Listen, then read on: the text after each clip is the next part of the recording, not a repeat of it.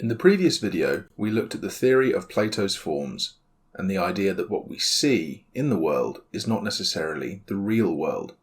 We shall return to the forms in a future video, but here we can turn to the problem put to Socrates via Plato in the Republic. His friends, Glaucon and Thrasymachus, discuss the question, what is justice? Specifically with regard to the individual.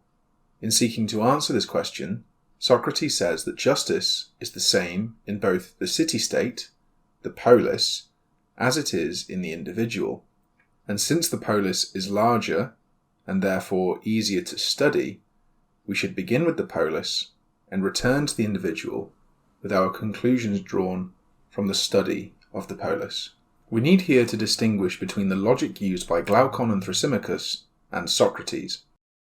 Glaucon and Thrasymachus each claim, respectively, that first, a just person is one who follows the laws of the society in which he lives, and second, an unjust person is one who disobeys the laws of society. In this understanding, the polis and the individual are separable, and their just nature is defined relationally. Contrast this to Socrates' claim. Socrates' logic is that the two are not defined relationally, but if we were to find a just person living in a just society, we would not think this is a coincidence. It must be one of harmony, and therefore designed to be so.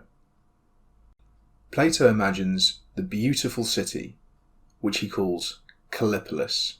Callipolis, the polis that Socrates imagines, is a thought experiment.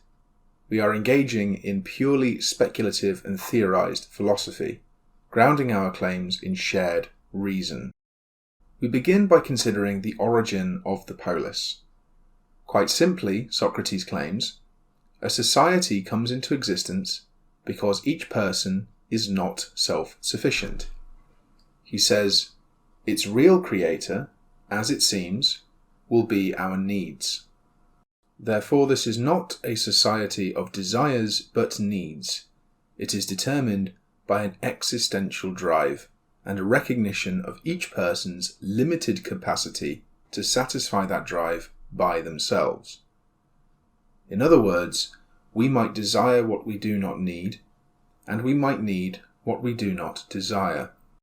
The question then becomes, what is the best way to cooperate in order to satisfy human needs best?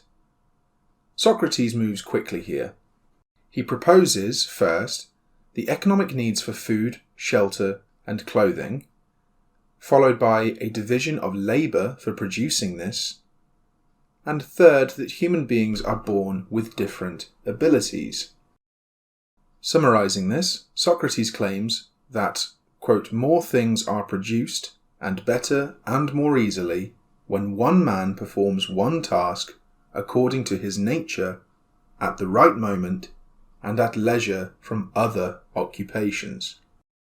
The division of labour Socrates imagines is not quite that introduced by Henry Ford in the early 1900s. Rather than each worker being responsible for a single part of a greater product, Socrates imagines that each worker makes that whole product himself.